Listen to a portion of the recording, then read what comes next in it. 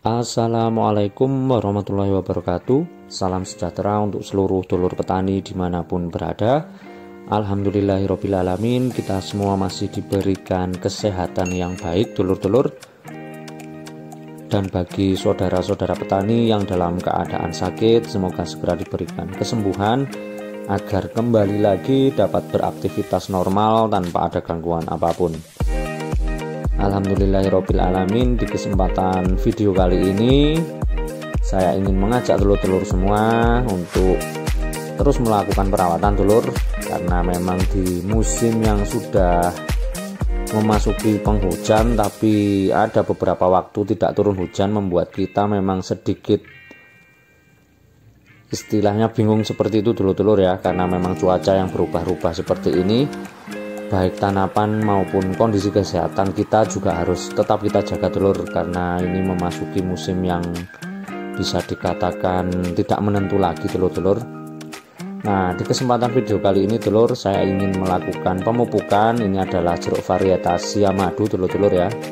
Nah, untuk pemupukan kali ini, tujuan dari pemupukan adalah mengisi buah agar nanti ketika sudah memasuki masa pemanenan, buahnya masih bisa maksimal dulur, baik dalam hal kualitas buahnya, kulitnya, rasa, dan juga bobotnya itu bisa lebih baik dulur. Nah, untuk pemupukan kali ini saya menggunakan yang pertama ini pupuk fosfat dulur ya. Saya memakai KSP dari Cap Tawon dulur-dulur. Nah, yang kedua saya tambahkan ZA dulur. Sebenarnya untuk set A ini pertama kali saya pakai, biasanya saya memakai set A tawon ataupun Pak Tani dulur, karena di toko terdekat rumah saya tadi pada saat pemupukan tidak ada, jadi saya memakai yang Kuda Sakti ini. Insya Allah hasilnya juga cukup baik dulur-dulur ya. Nah, ini untuk percampurannya, rencananya saya melakukan pemupukan ini 2 kintal bener dulur ya, 4 karung untuk kurang lebih di 220 pohon yang produksi dan kurang lebih di 30-an yang belum produksi dulur ya. Nah, untuk pupuk utamanya saya memakai Yaramila Grower. Ini nanti saya berikan 1 kintal dulur atau 1 karung ya, dengan kandungan kalium yang cukup tinggi. Karena untuk fase pengisian buah seperti ini, unsur kalium itu sangat penting dulur-dulur. Selain untuk memaksimalkan pengisian, dia di musim hujan seperti ini, kalium akan memperkuat tanaman dulur-dulur, sehingga untuk tanaman itu tidak mudah terkena penyakit jamur yang memang biasanya menyerang di musim hujan.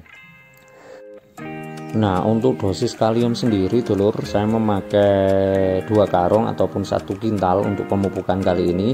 Tidak murni menggunakan kalium murni dulur ya, ataupun pupuk tunggal kalium, karena untuk saya pribadi saya lebih memilih menggunakan NPK majemuk tapi dengan proporsi kalium lebih tinggi dulur-dulur. Nah, untuk percampuran sendiri yaitu P dan ZA tadi itu sebagai pelengkap saja, agar nanti pada fase pengisian seperti ini unsur N masih kita perlukan untuk tahap pemunculan tunas, sehingga untuk buahnya juga akan terus berjenjang dulur-dulur.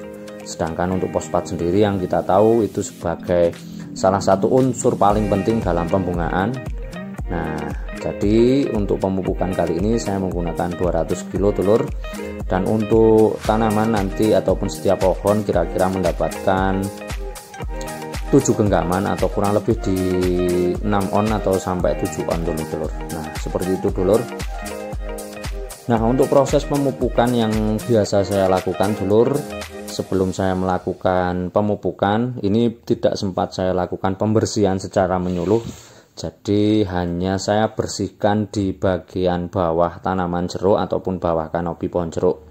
Nah, banyak sekali dulur-dulur yang bertanya, Mas, untuk akarnya bagaimana? Nah, untuk pembuatan lubang, karena di musim hujan ini saya tidak terlalu dalam dulur, sehingga saya adalah petani yang ketika melakukan pemupukan, walaupun saya membuat tempat untuk menaruh pupuk, sebisa mungkin saya menghindari akar-akar itu terkena cangkul dulur-dulur, sehingga sangat minim sekali dulur ya. Nah, bisa dilihat, jadi saya keruk tipis-tipis seperti itu dulur, untuk meminimalkan akar terkena cangkul. Nah, seperti itu dulur-dulur ya.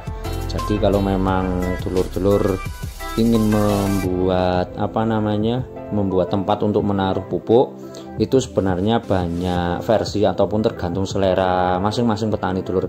Karena untuk di daerah saya sini juga ada yang membuat tempat menaruh pupuk itu dengan sengaja memutus akar-akarnya, seperti itu dulur ya.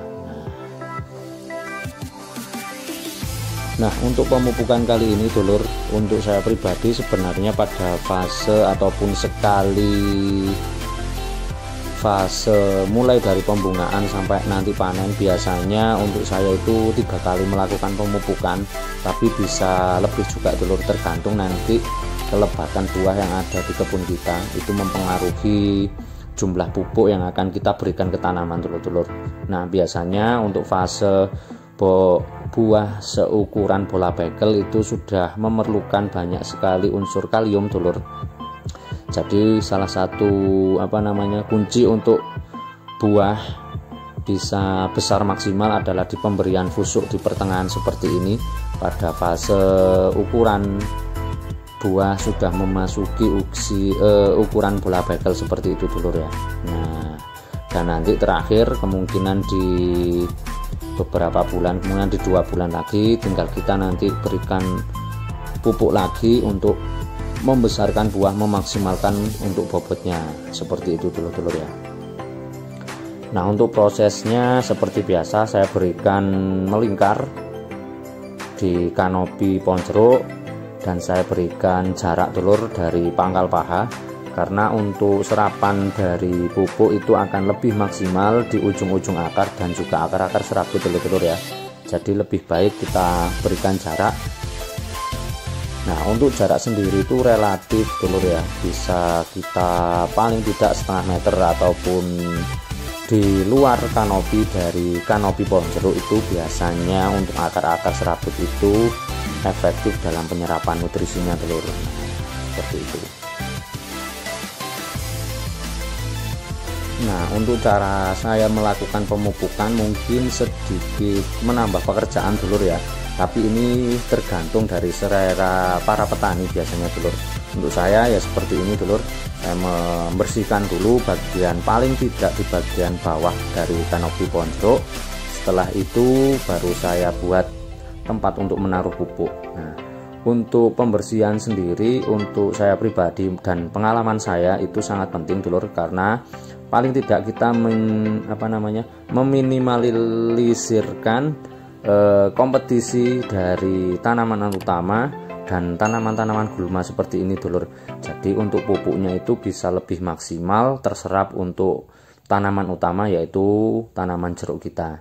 Nah, sedangkan untuk pembuatan tempat menaruh pupuk ini tujuannya yang pertama, di musim hujan itu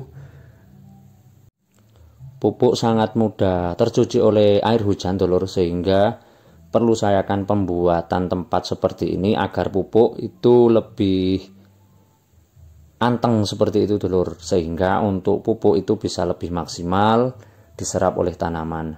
Dan yang terakhir, setelah selesai menaruh pupuk seperti ini, saya lakukan nanti penutupan. Itu tidak melakukan secara penuh, saya tutup tipis-tipis saja, karena memang untuk tanah di sini juga cukup gembur dulur-dulur ya, karena untuk beberapa kali aplikasi baik pupuk organik dan juga agen hayati itu membuat tanah menjadi gembur.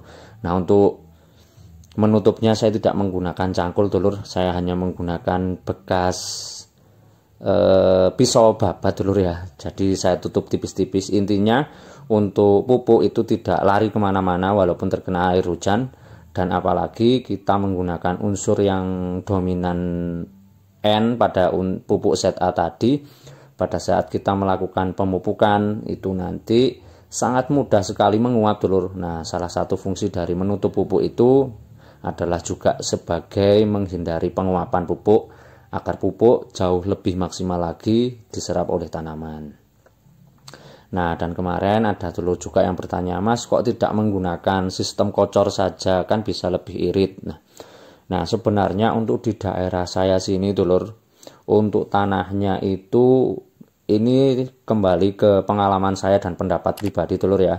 Untuk penggunaan sistem kocor untuk tanaman jeruk di tempat saya melihat keadaan tanahnya dulur. Kalau untuk tanah di daerah saya sini itu sedikit kurang cocok dulur ya. Untuk lahan saya loh, untuk lahan saya itu sedikit kurang cocok. Kalau kita aplikasikan pengocoran, bisa kita aplikasikan pengocoran, tapi harus dibarengi dengan air lagi dulur. Karena untuk pengocoran dengan tipe tanah seperti di kebun saya ini, dia tipenya itu ada sedikit liatnya dulur, sehingga untuk pengocoran kalau kita mengocornya tidak terlalu banyak itu sedikit susah meresap. Nah, itu efeknya juga kurang bagus kalau menurut saya. Nah, jadi kembali lagi tergantung dari kondisi tanah dan keadaan tanahnya. Nah, kemungkinan untuk sistem kocor bisa saya lakukan ataupun saya praktekkan di lahan kering sana, di lahan kering saya dulur. Karena untuk tanahnya dia juga sedikit berpasir, sehingga pada saat melakukan pengocoran itu untuk resapan airnya itu jauh lebih maksimal dibandingkan di lahan basah seperti ini dulur ya. Nah, alhamdulillah untuk pemupukan sudah selesai dulur. Nah, nanti insya Allah akan saya review setelah selesai melakukan pemupukan, mungkin di H+10 dulur. Karena ada satu lagi kenapa saya memupuk di bulan-bulan seperti ini dulur. Nah, nanti bisa disimak di review lagi dulur-dulur. Karena ini adalah cara saya agar tanaman ini berkelanjutan baik dari buahnya, pembungaan seperti itu dulur. Nah, untuk buah-buah yang seperti ini sudah harus kita lakukan pemupukan, sehingga nanti pada saat fase memasuki masa pemasakan buah itu sudah ukuran juga sudah baik ataupun dalam keadaan yang sudah besar, tinggal nanti kita hajar pupuk lagi sehingga untuk bobot kita dapat dan juga untuk pembesaran juga dapat dulur-dulur, sehingga pada saat nanti di semua kebun itu sudah memasuki masa panen dengan kualitas buah yang kita jaga dengan baik, dengan perawatan yang baik pula, insya Allah kita tidak akan mengalami kesusahan dalam melakukan penjualannya dulur-dulur. Karena memang untuk kualitas buah itu sudah mulai kita jaga dari awal. Nah, demikian dulur video pemupukan tahap pengisian buah yang saya lakukan. Untuk unsur yang paling penting pada fase ini adalah unsur kalium. Tapi masih harus kita tambahkan unsur nitrogen dulur-dulur, itu sangat penting dulur ya. Nah, tetap amanah dulur-dulur dan selalu ingat bahwa petani adalah profesi yang sangat mulia. Saya akhiri, wabillahi taufik walhidayah. Wassalamualaikum warahmatullahi wabarakatuh.